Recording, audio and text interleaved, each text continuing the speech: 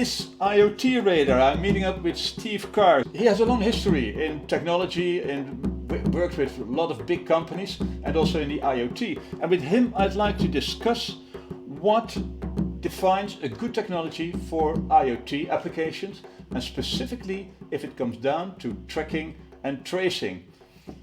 Good morning, Steve. Good to see you. How are you? And yourself? Very well, thank you. You have quite a history in this technology. Can you explain, what will it take for a good technology for IoT applications? What is that? What is that? Yes, I mean that's a really, really great question, and of course, IoT in many guises started back 20 years ago, I guess, with some of the M2M peer-to-peer type connectivity. I mean, today you can look at it in a number of different ways, and to me there are two answers. There's the answer which is almost the standard answer you'll get from technologists, which is about use case, bandwidth, security, quality of service, power consumption, network management.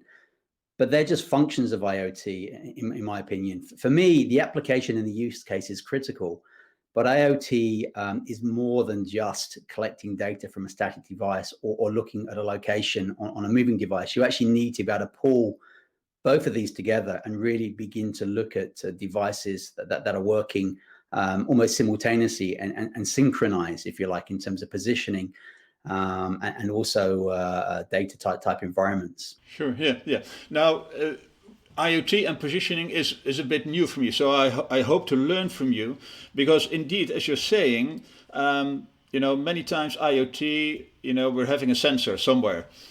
But the really interesting question sometimes, if it comes down to construction sites, is, where is this sensor?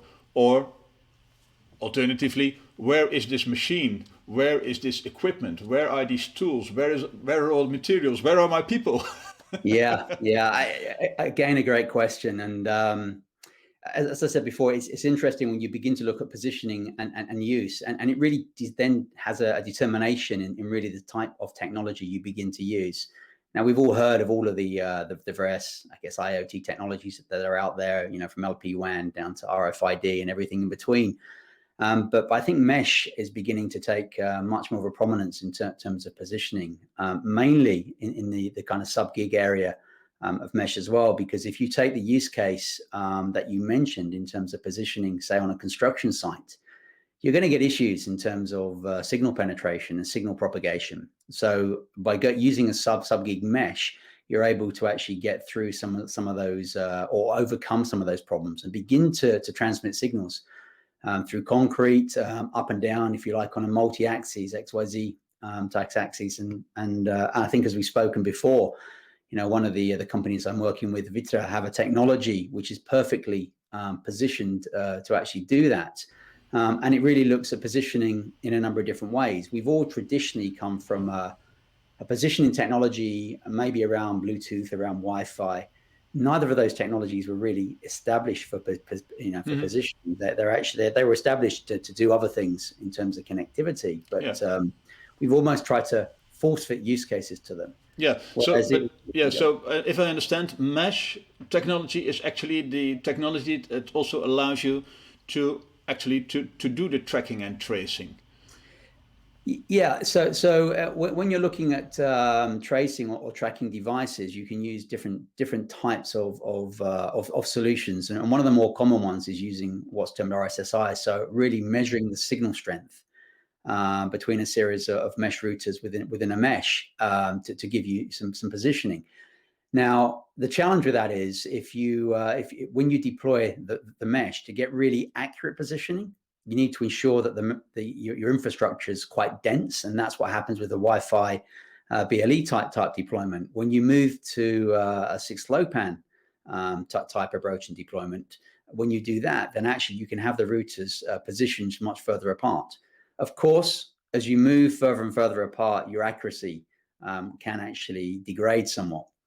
That said, we're working with time of flight as well as RSSI. And time of flight basically means you don't have to have that density of infrastructure. So your cost in terms of deployment, the amount of mesh routers you need is vastly reduced, and actually the accuracy still remains.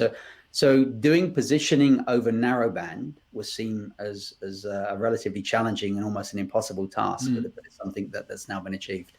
Yeah, and that is also what Wittra is offering, I believe. Absolutely. I've looked at their website, and they offer a sort of a IoT solution, which is which allows you to use sensors in different positions, but also under different circumstances, and waterproof and windproof and dustproof and whatever it is. Yeah, I mean, the solution was generated really taking some wider considerations, because Okay. I mean, Kevin Block, he's the CTO at Cisco, wrote a report, and in his report he talked about failures in IoT projects, and how many IoT projects failed, and they weren't failing because there wasn't a use case and the use case wasn't relevant. They were actually failing due to the complexities of actually deploying. So when you looked at the Wittra product, what you saw was an overcoming of some of that complexity. What they were looking to do is create an environment and a solution which was readily deployable. So you kind of removed some of the challenges involved with the ecosystem, and some of the fragmentation involved. So you drive straight to another, I think, new term in terms of how it's being used, but very valid term. You're driving much more towards proof of value, and skipping that traditional proof of concept approach in IoT. Yeah. And more companies are talking about proof of value now rather than proof of concept. Because ultimately, IoT is about data. You need the hardware, it needs to be robust, it needs to penetrate, you need to be able to get your data to the endpoints that you want, and effectively make decisions on that. But it is about the data, and it's getting the data on a reliable basis. Yeah. You also mentioned earlier some of the protocols. You mentioned mioty, which is one of the protocols, I could say. Is it a protocol officially? Or? Yeah, it is. So mioty is a new, when I say new, it's been developed over a number of years by Fraunhofer. Okay. Fraunhofer Institute in Germany. And it's a new LPWAN solution. So, I mean, we've all heard of LoRa and Sigfox, and LPWAN's been around for a number of years. And to be fair to the team at Semtech and the various deployments of LoRa, it was always regarded as the gold standard in terms of deployment. One of the challenges, though, I personally feel, and it is a personal opinion, that came from some of the traditional LPWAN type technologies, was the QoS, was the quality of service, which was also why we began to see more of the cellular players moving into that Cat-M by IoT space, and really thinking, can they make a play within IoT? And clearly they can. But what mioty does is it gives you the same quality of service as a cellular provider would give you, so 100% guaranteed data delivery. But it allows 100,000 nodes to connect to one gateway, and it delivers 1.5 million messages a day. So it uses a telegram splitting technology, so it's a slightly new technology, but definitely a really solid commercial type product. And just imagine the world where you can take the benefits of a mesh, and also then at a point in time add in the benefits of an LPWAN and deploy them together. You get that, you get the beauty of real strong signal propagation, for example, on a construction site, in mining, or even in a warehouse type environment. And then when something moves outside of the range that you've established through your mesh, you can still monitor on LPWAN. So there's a lot of stuff happening. I think mioty will actually change the LPWAN space in the same way Wittra are changing the mesh space, and the two are combining in terms of some of the technology, which I think is an amazing thing to look forward to. I'm looking forward to meet up with you again. Perfect. Soon, and then we have more conversations about these technologies. Thank you very much.